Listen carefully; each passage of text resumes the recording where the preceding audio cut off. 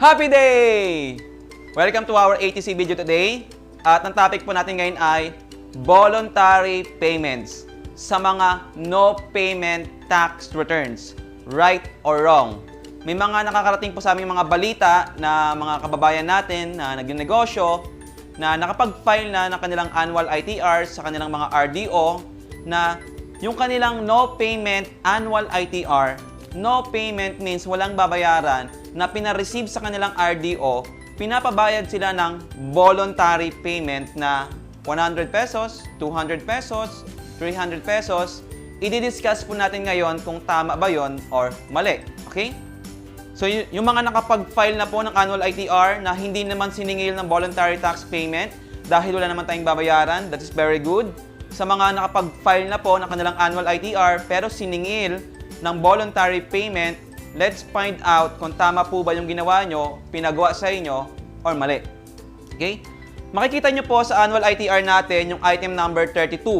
Meron pong nakalagay na aggregate amount payable / overpayment. Makikita po natin sa ating annual ITR, kapag nag-prepare ka ng annual ITR, yung ating aggregate amount payable / overpayment, tatlong klase po yan.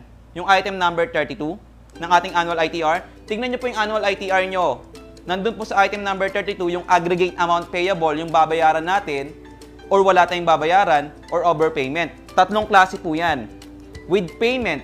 Kapag with payment, magbabayad tayo sa authorized agent bank.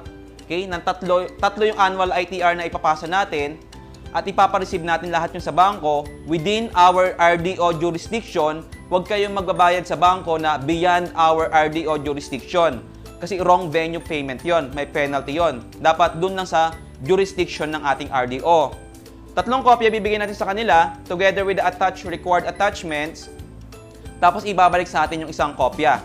Dalawa yung kopya sa bangko at hindi na natin kailangan pa pumunta ng RDO para magpa-receive kasi yung bangko na ang magpapa-receive niyan sa RDO.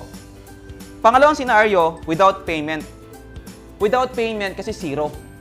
Zero yung nakalagay dyan sa item number 32 nyo. Tingnan nyo po yung annual ITR nyo. Nakalagay po ay zero. Ibig sabihin nun without payment. Kapag without payment, ang rule natin dyan is file mo lang online. Ipa-receive mo sa BIR online using EFPS or EBIR forms. Tapos hindi mo na kailangan pumunta ng RDO para magpa-receive kasi na-receive na yan ng RDO. Pero pagdating sa annual ITR, since annual ITR has required attachments na hindi napapa-receive online, like yung ating financial statement, statement of management responsibility, at auditor certificate, yung galing po sa auditors natin, hindi siya napapa-receive online, pinapa-receive po natin sa RDO yung ating annual ITR na walang payment. Ang senaryo, katulad po ng nakarating sa amin, na matagal na namin ito nababalitaan, kapag no payment ka daw or wala kang babayaran zero, magbabayad ka daw ng tinatawag na voluntary payment. Ang tanong, sir, tama po ba yung voluntary payment na wala kang babayaran pero magba-voluntary payment ka? Under our existing tax law and revenue regulations, revenue memorandum circular, revenue memorandum order, or other revenue issuances issued under the authority of the Commissioner of Internal Revenue, wala nang iba, wala pong legal basis ang voluntary payment. Okay? So, wala tayong obligation para mag-stick or sumunod dun sa tinatawag nilang voluntary payment.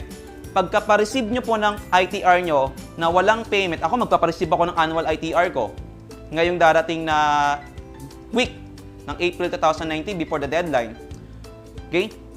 Nung dati nagpa-receive ako, wala naman siningil sa akin ng voluntary payment dito sa ating RDO 18 Olongapo City. Pero sa ibang RDO daw, na-experience sila na pagbigay ng annual ITR, pag-receive ng annual ITR sa kanilang RDO na walang payment, sinusulatan. Tingnan nyo po yung item number 32. Sinusulatan ng voluntary payment.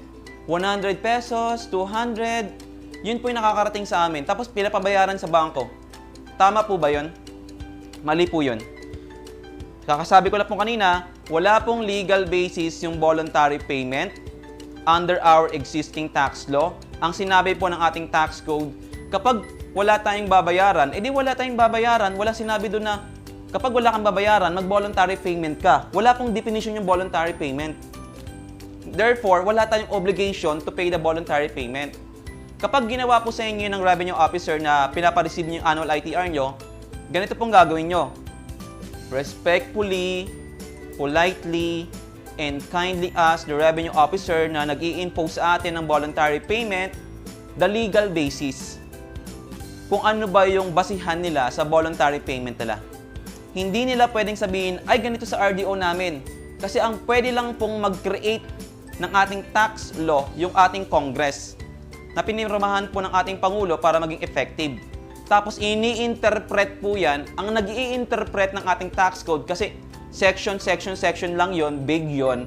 For the implementation ay wala nang iba kundi Commissioner of Internal Revenue under Section 4 of our tax code subject to the approval of Department of Finance Secretary. Kaya hindi po pwedeng mag-interpret o gumawa ng sariling rules yung RDO natin kasi wala siyang authority. Okay? Under our Constitution, the rule of taxation shall be uniform.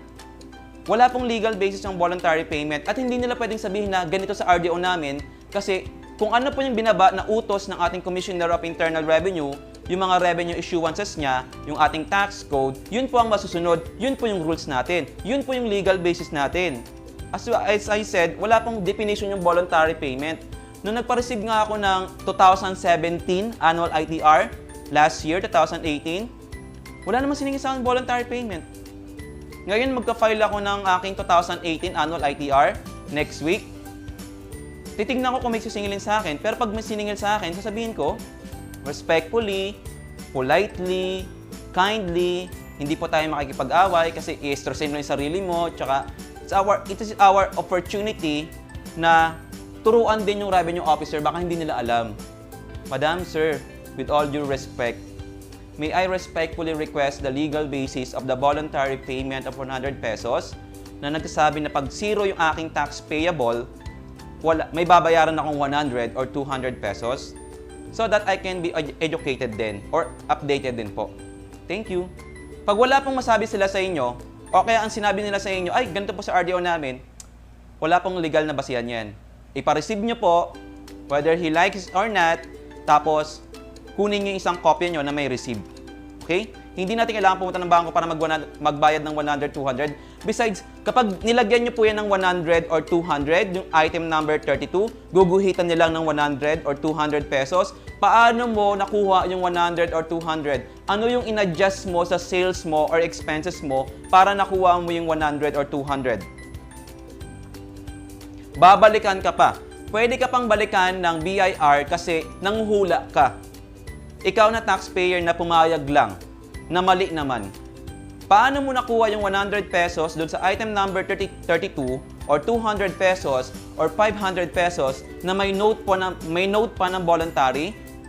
Ano yung in-adjust mo sa sales mo, expenses mo para mag-come up ka sa 100 or 200? Wrong information ka na. Ang wrong information ay 1,000 pesos per wrong information. At pwede ka pang questionin kasi mali yung tax return, annual ITR na pinasa mo, ba't ka nagbayad ng 100 or 200? Pwede pa tayong balikan dyan. Okay? Kapag nag-insist po yung revenue officer na ayaw nyo tanggapin yung inyong tax return, ipa-receive nyo mismo sa RDO. Huwag doon sa revenue officer. At dapat po, kunin nyo yung pangalan ng revenue officer na nag-refuse to accept your annual ITR without cause, without due cause. Okay? Tapos umakyat ka ng RDO nyo, ipa-explain nyo yung ini-explain namin, ipa-receive nyo yung annual ITR nyo. Kung tama naman po yung ating annual ITR, wala tayong babayaran talaga, that's correct. Pero kung mali naman po yung ating annual ITR na 0, pero may babayaran ka talaga, i-amend nyo po. O kaya, baguhin nyo. I-edit nyo muna, i-revise nyo muna before natin pa-receive sa ating RDO o bayaran sa bangko. Pero kung totally talaga na tama yung annual ITR natin at wala tayong babayaran, ipa-receive nyo sa RDO. At meron na pong nakarating sa amin, hindi daw tinatanggap ng ibang RDO yung annual ITR natin kasi okay na raw. Okay na raw yung online filing. Hindi na daw kailangan i-receive. Mali po yun, sir, madam. Kasi yung annual ITR po, whether you are BAT or non-BAT, corporation or individual taxpayers, required pong mag-attach ng Statement of Management Responsibility or SMR. Nasa RR3 po yan, 2010. Wala pa pong amendment niyan. At yung SMR po, ina-attach yan sa annual ITR. Hindi siya napapareceive online. So, pinapareceive po yan sa ating RDO. Kung wala pong payment. Kapag may payment sa bangko. So, mali po yung ibang revenue officer in our RDO for refusing to accept our annual ITR kasi nasubmit na raw siya online. Tama naman yun. Nasubmit siya online kasi no payment. Kaya nga lang, meron siyang attachment na hindi nasasubmit online na kailangan ipareceive sa RDO if our annual ITR has no payment. If with payment sa bangko. Okay? Kapag hindi po in-accept, respectfully request them the legal basis of their refusal. Otherwise, ipareceive nyo po yan. Akin po, pinapareceive ko eh. Bakit? Yun ang nasa rule eh. Nasa existing law natin yun eh. Ipapareceive mo. Ako nga no, payment ako eh. Kahit optional standard deduction ka, kahit 8% income tax rate ka, kahit allowable itemized deduction ka, meron kang SMR, Statement of Management Responsibility.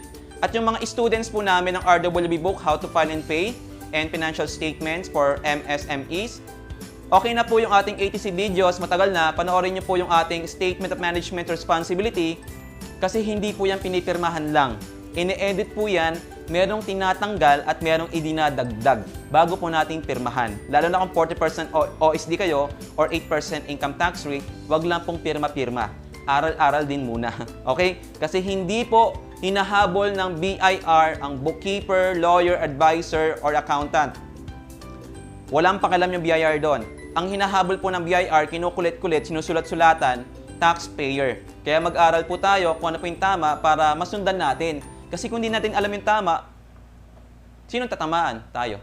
Hindi po ibang tao. Okay?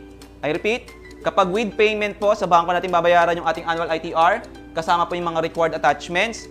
Kapag without payment naman po sa RDO natin ipapareceive, 3 kopya, 2 sa RDO, 1 sa atin. Kaya nga lang, ang nagiging scenario, hindi nila tinatanggap kasi okay na raw yung online. Huwag kayo pumayag, ipareceive nyo. Kasi merong mga attachment yan na hindi na papareceive online. Or, pinagbabayad tayo ng voluntary payment sa mga no payment tax returns, mali yun. Kasi nga, ang no payment natin, wala nga babayaran, kaya nga no payment eh. No payment means no payment. Hindi kailangan ng voluntary payment. Okay? Pag ginawa po sa inyo yun, explain ko na po, respectfully, kindly, or politely ask the revenue officer what is the legal basis ng sinasabi nilang voluntary payment. Wala silang ibibigay kasi wala naman talaga. Okay? Maraming salamat po sa inyong lahat. Kasi pag pumayag po kayo sa gusto nilang voluntary payment, pinalagyan nyo yung item number 32 ng 100 pesos, 200 or 500, tapos may nakasulat pang voluntary, babalikan ka. Bakit? How do you come up with a 100 pesos, 200 pesos, or 500 pesos with a note of voluntary payment without changing o without adjusting your sales or expenses? Hindi siya tumutugma. Hindi tumutugma yung sales mo, expenses mo, dun sa babayaran mo. Okay? Kung walang payment, no payment. Ganun lang po yan kasimple. At yung pangatlo po, overpayment. Ang overpayment, meron kang previous payments in the previous 3 quarters. Mas malaki siya kumpara sa annual income tax due na kinumputan natin. Or mas malaki yung creditable withholding tax natin per BIR form number 2307 compared to our annual income tax due o yung combination ng dalawa. In other words, sobra ka ng binayaran. At yung overpayment po, may 3 options yan kapag nag-overpayment ka. We will discuss later in our separate ATC video ano yung options mo kapag nag-overpayment ka. Pero whether overpayment or without payment, pinapareceive po yan sa RDO natin. Na-explain ko na po yung scenarios. Kapag pinareceive po natin yan sa ating RDO, alam nyo na po yung gagawin nyo ngayon. It's up to you kung gagawin nyo po yung sinasabi namin or hindi. Okay? Maraming salamat po sa inyong lahat. Sana po meron kayong natutunan o napulot na aral. Share this video to your friends, colleagues na naka-experience na rin para alam nila yung gagawin nila. Okay? And before we end our ATC video today, we would like to give you a beautiful educational quote. If you think education is expensive, try ignorance. By Derek Bock. Okay? Napakaganda ng quote na yan.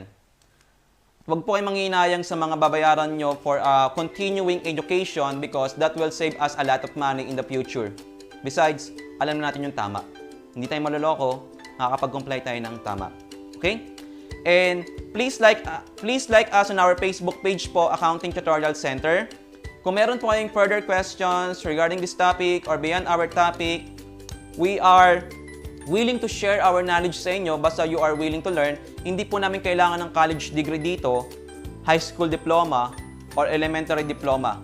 If you are willing to learn, just message us on our Facebook page po at sasagutin po namin kayo.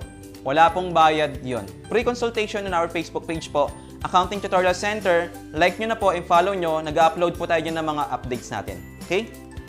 In our Facebook group, Real World Bookkeeping, join na po kayo. Open po sa lahat yan. Okay? Yung ating Real World Bookkeeping, meron pong mga files dyan na already uploaded na. You may download it anytime for your reference po. In our Facebook group, RWB Book Owners, exclusive lang po itong Facebook group natin sa mga book owners ng ating mga RWB books. Any RWB book po. If you are watching this video and you are RWB book owners po natin, maraming salamat po sa pag-invest nyo sa ating RWB books. Sana po meron kayong mga natutunan sa ating mga tinuro. Okay? Please join us on our Facebook group, RWB book owners. I-accept po namin kayo. Meron pong mga exclusive lang dyan na files na ina-upload namin na para lang po sa atin. Okay?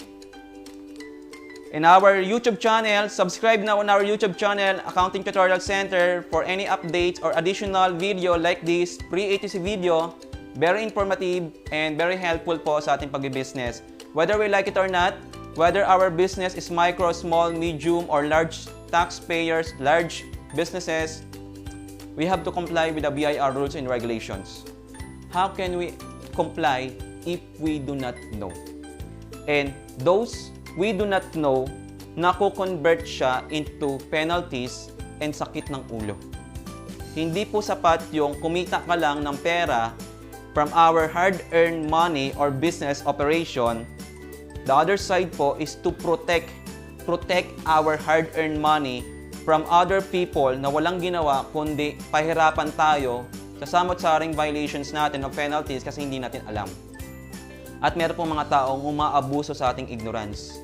Hindi po kami naninira ng kahit sinong tao, yun po yung reality. Yun po ang nangyayari sa real world. Sinasabi lang po namin sa inyo para maiwasan po natin just in case mangyari sa atin yon. Alam natin yung gagawin natin. Okay? In our Vimeo, please follow us on our Vimeo Accounting Tutorial Center. Same contents lang po yan ng ating YouTube, but if you want to watch our ATC videos free, sa ating Vimeo po, pwede po. Follow nyo po kami dyan. And online na po tayo, hindi na po tayo nagkakandak ng seminar sa iba't ibang lugar. Okay? Online na po tayo. Meron na po tayong libro. Yan. Kung gusto niyo pong matuto, invest lang po kayo sa ating mga RWB books at hindi nyo kailangang basahin yung ating libro para mapag-aralan kasi meron siyang explanation, discussion, and application online. May package po itong free ATC videos na ini-explain natin isa-isa yung mga topic sa libro natin na applicable sa ating libro. Pwede na po tayong mag-aral anytime, anywhere. Yung aming tinuturo po ay real world. Kaya nga real world bookkeeping to or RWB books. Okay? Kung anong ginagawa sa tunay na buhay or real world, yun po yung pinag-aaralan natin dito kasi yun din naman ang gagawin natin. Hindi siya academic na kagaya ng ginagawa sa school. Dalawa po ito, isang set po yan, isang lecture at isang practice set na puro siya BIR forms. Ito po, puro BIR forms yung ating practice set. Yan. Ito po yung pagpapracticean natin kung paano siya pilapan, ano yung mga iba't ibang rules, saan siya babayaran, kailan siya babayaran, ano yung date, ano yung data na kailangan natin, ano yung sales or expenses na kailangan natin. Tinuturo po namin yan step by step how to fill out your BIR form, different BIR forms. Okay? The investment fee is only 4,999. Lifetime investment na hindi mo kailangan mag-enroll sa school or university na napakalaki ng tuition fee at wala ka namang matututunan sa real world. Ako po, honestly speaking, graduate po ako ng Bachelor of Science in Accountancy for 5 years. Natapos ko po yun. I'm a certified public accountant. But honestly speaking, I do not know after passing the board examination, how to fill out different tax returns. Saan siya babayaran, paano siya pipilapan, kailan ang deadline, at even if the fill out or recording of transactions in books of accounts, hindi ko rin po alam yon. Kaya even if you're a CPA na or professionals, graduate, wala po, useless yon. Kasi malayong malayo ang academic world sa real world. Kaya mag-aral po tayo ng real world. Okay? And this is our bookkeeping. Kung gusto niyo pong matuto kung paano mag-record ng transactions in your books of accounts, nagtuturo din po kami, real world. Kung ano po yung ina-apply sa real world, yun po yung tinuturo namin. Hindi po siya academic. Isang set po yan, 4 na books of accounts at isang lecture. Tuturuan po namin kayo online. Pwede na po tayo mag-aral anytime, anywhere, basta may internet tayo. Okay, kung paano po mag-record ng transactions in our books of accounts. And our financial statements, kung gusto nyo pong matuto kung gumawa ng sarili nyong financial statement, pwede na. May format na po tayo dyan ng financial statements. Annual trial balance na lang ang kailangan natin. Copy-paste, copy-paste, copy-paste na lang tayo. 5 po yung components ng financial statement in accordance with our RR7 2007. Balance sheet, income statement, statement of changes in equity, statement of cash flow, and notes to financial statements. 5 po yun. At required po tayo mag-attach noon sa ating financial statement kung allowable itemized deduction ang pinili natin for individual taxpayers. For corporation naman, whether 40% or 8 or MCIT, minimum corporate income tax, required po tayo mag-attach ng financial statement. Kasi sinasubmit din yung financial statement sa Securities and Exchange Commission. Okay? In our training law, kung gusto niyo pong matuto ng tax reduction strategies or tax savings or tax planning, kung ano yung mas maganda ba sa inyo, 8% ba, 40% ba, or allowable itemized deduction, ituturo po namin yan sa ating train law and other tax updates. Marami pong iba't ibang topics yan. 4,999 din po ang investment fee niyan, lifetime investment. Mag-invest po kayo sa education nyo, wag lang po sa kotse nyo, jewelry, luxury bags, kasi walang magagawa iyon just in case kulit-kulitin ka na ng BIR or just in case may taong gustong, alam mo na, gawin tayong milking cow. Wala pong magagawa yon. Ang merong magagawa is our education, wala nang iba. Yung ating pag-aaralan po dito ay real world. Kami po ang magtuturo sa inyo. It's up to you. Hindi po namin kailangan ng college degree dito, high school diploma, or elementary diploma, or TESDA. Ang kailangan po namin dito, willingness to learn. Magkita-kits po tayo sa other ATC videos natin for our different topics naman. Or if you want to discuss a specific topic, please send us lang po ng message on our Facebook page para ma-feature natin siya, ma-discuss natin siya. Para yung ating ibang kababayan din, kesa pagdaanan nila, kaya nga kinukwento namin to, kaya nga tinuturo namin to eh. Kesa pagdaanan ng iba, maging pasakit, maging pahirap, maging pabigat, okay? Maiwasan natin by telling them the stories na nangyayari sa real world. Just in case may encounter nila, alam na nila ngayon ang gagawin nila. It's either we learn from other people's mistakes or we learn from our own mistakes. Dalawang pagpipilian mo. And I prepared to learn from other people's mistakes because it is less expensive, less painful. In fact, it is free. Okay? Maraming salamat po sa inyong lahat. My name is Mark Lordeng Bumagat, your RWB speaker. Kita-kits po tayo sa other video natin. And if you have further questions po regarding our topic today, please send us lang po on our Facebook page, Accounting Tutorial Center, at sasagutin po namin kayo. Thank you for inquiring. Okay? Maraming salamat po. This is your RWB speaker, Mr. Mark Lordeng Bumagat again, na laging nagsasabing, be educated and you will be empowered. Maraming salamat po. Kita-kits po tayo sa other videos natin.